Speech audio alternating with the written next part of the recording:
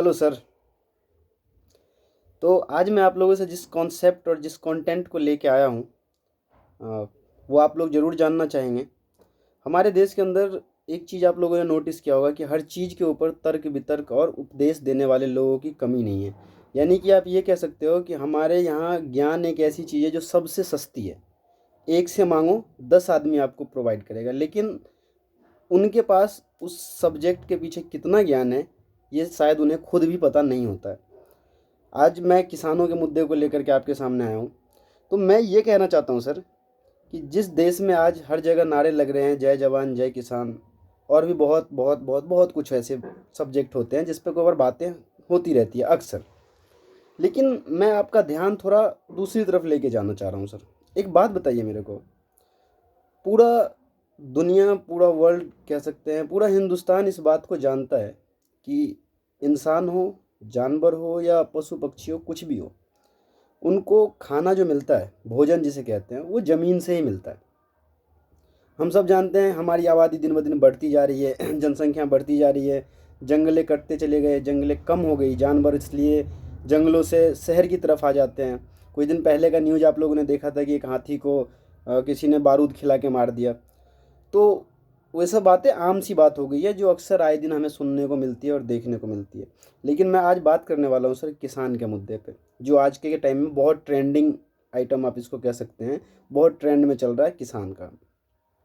एक बात बताओ सर मेरे को, हमारे देश के अंदर एक किसान ही वो पेशा है किसानी जिसके थ्रू पूरे देश का कह सकते हैं, बल्कि हर जीव का पेट भरता है किसान। लेकिन क्या हमारे यहाँ पे किसान को कभी ठीक से गाइडलाइंस दिया गया? क्या किसानों के बारे में सोचा गया?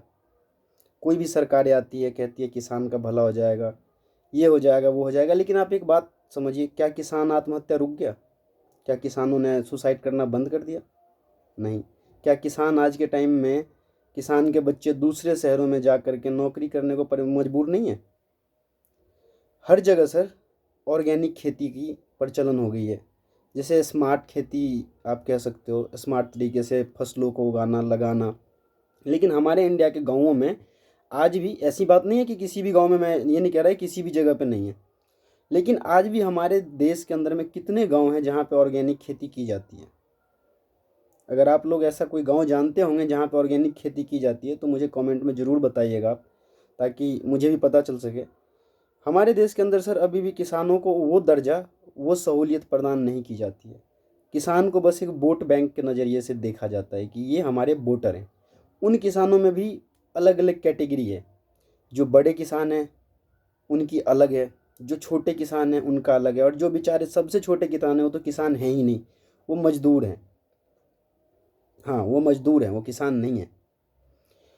ये तो सर पहला कॉन्सेप्ट था। दूसरा, जो हमारे गाँवों में जो सरपंच बनते हैं, मुखिया बनते हैं, वार्ड ग्राम पंचायत जो भी बनते हैं, उनमें कोई शहर से आया हुआ आदमी या कोई बाहर का आदमी तो नहीं होता है।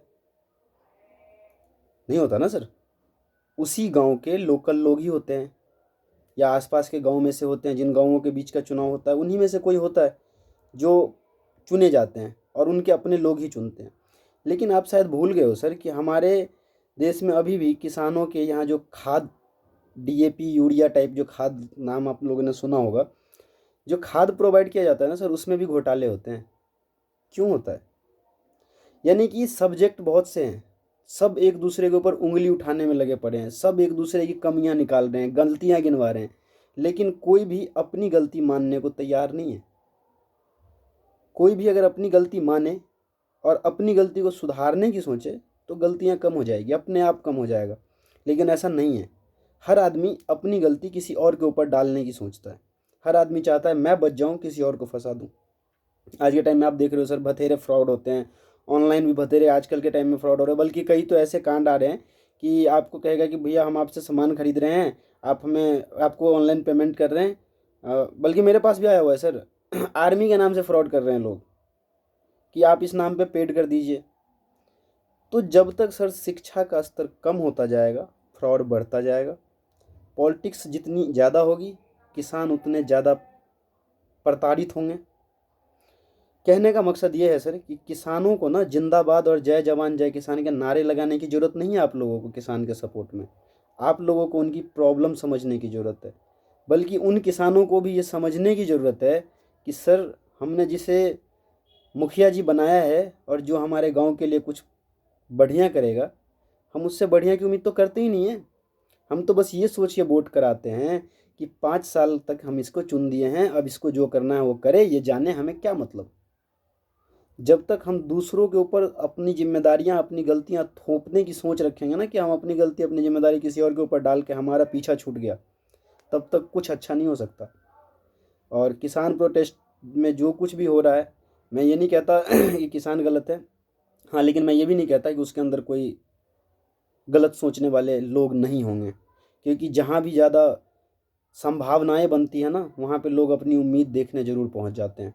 तो आज के टाइम में ऐसा हो सकता है, ये किसान आंदोलन हो रहा है तो उसके बीच में कई सारे ऐसे दल होंगे, कई ऐसे लोग होंगे जो ये सोच के उसके बीच में आए होंगे कि ये सब खत्म होने के बाद या ये मकसद पूरा होने के बाद हमें पहचान मिल जाएगा, हम भी पॉलिटिशियन बन जाएंगे। क्योंकि आज के टाइम में सर मैं दावे के साथ कह सकता हूँ, हमारे देश में 35% आबादी ऐसी है जो किसी और फील्ड में जाना ही नहीं चाहते। हमारी 35% आबादी सर, 100 में से 35% सीधा पॉलिटिशियन बनना चाहते हैं, यानी कि अपनी पार्टी बना लेंगे, बाद में मुख्यमंत्री बनेंगे, विधायक बनेंगे, एमएलए सांसद जो भी होता है वो बनेंगे। हाँ, क्यों? क्योंकि सबको दिख रहा है कि पॉलिटिक्स से ज़्यादा ग्रोथ किसी चीज़ में है ही नहीं। और पॉलिटिक्स एक ऐसा मुद्दा है ना सर, जो बस किसी को यूज करके आप पॉलिटिशियन बन सकते हो। तो आप लोगों से विनम्र निवेदन है, किसानों को ना तो गाली दें और ना ही आप लोग किसान को गलत कहिए, बल्कि वो किसान तो बेचारा मजबूर है, वो समझ ही नहीं पा रहे हैं कि उनको सही रास्ते पे कौन लेके जाएगा, बल्कि जो उनको सही दे सकता था, सही मार्गदर्शन दे सकता है, वो उनके सामने आना नहीं चाहते। बहुत सारे एजुकेटेड लोग हैं जो इंडिया से बाहर हैं, दूसरे देशों में अपनी अच्छी खासा मुकाम कायम करके बैठे हुए हैं, लेकिन अब वो जानते हैं कि इंडिया के अंदर में जा कर के सिर्फ राजनीति होनी है। अगर मैं विकास करने की सोचूंगा तो या तो मैं मारा जाऊंगा, या अगर मैं कुछ अच्छा करने की सोचूंगा तो या तो रातों रात मेरा अपहरण कर लिया जाएगा, मैं गायब हो जाऊंगा, बल्कि जिसका भला करने जाऊंगा वही मुझे मारेगा। क्योंकि इंडिया का इतिहास है सर, जो जायज़ पे चला, जो अच्छा किया उसको वनवास मिला ही मिला है। तकलीफ़ उसको काटनी ही पड़ेगी जो अच्छा करने की सोच रखता है। अगर मैं भी अच्छा करने की सोच रख रहा हूँ तो मैं जानता हूँ कि आज नहीं तो कल मेरे साथ भी कुछ ना कुछ ऐसा ज़रूर होगा जिससे आप तकलीफ़ कह सकते हो। तो बस किसान प्रोटेस्ट में आप लोग जो भी सोचते होंगे वो सोचते रहिए, लेकिन मैं आप लोगों से ये कहना चाहूँगा कि किसान हिंदुस्तान का कभी बुरा नहीं चाह सकते। ये मेरा दिल जानता है और मैं दिल से बात कह रहा हूँ कि किसान है तो हम हैं। तो किसान के खिलाफ़ आप लोग गलत कॉन्सेप्ट मत बनाइए। हाँ, कुछ लोग होंगे जो फ़ायदा उठा करके किसान को बदनाम कर सकते हैं, लेकिन किसान कल भी भगवान थे इस देश के लिए और आज भी भगवान है। और शायद जब तक ये धरती पे लोगों की ज़रूरत भोजन रहेगी, तब तक किसान इस धरती का भगवान ही रहेगा। जय हिंद, जय भारत। और कॉन्सेप्ट अच्छा लगे तो थैंक यू सो मच।